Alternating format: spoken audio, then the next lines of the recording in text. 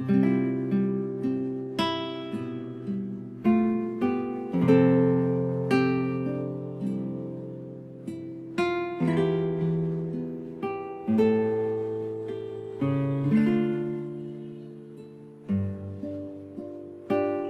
mabuting balita ng Panginoon ayon kay San Lucas. Dumating ang oras ng panganganak ni Elizabeth at nagluwal siya ng isang sanggol na lalaki.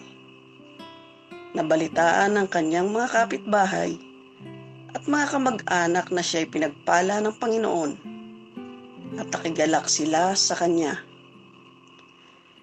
Nang ikawalong araw, dumalo sila sa pagtutuli ng sanggol.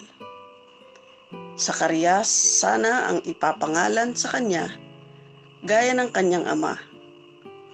Ngunit sinabi ng kanyang ina, "Hindi, Juan ang ipapangalan sa kanya."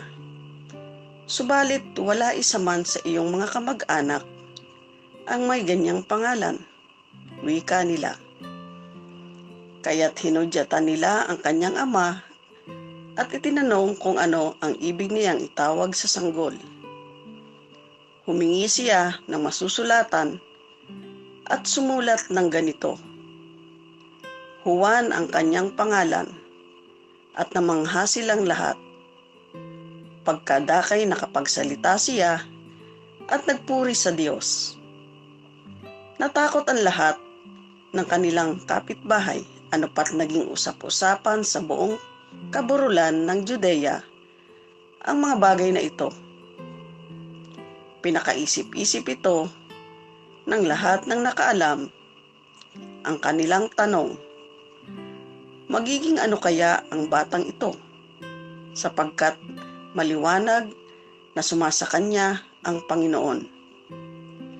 Lumaki ang bata at naging malakas ang kanyang espiritu.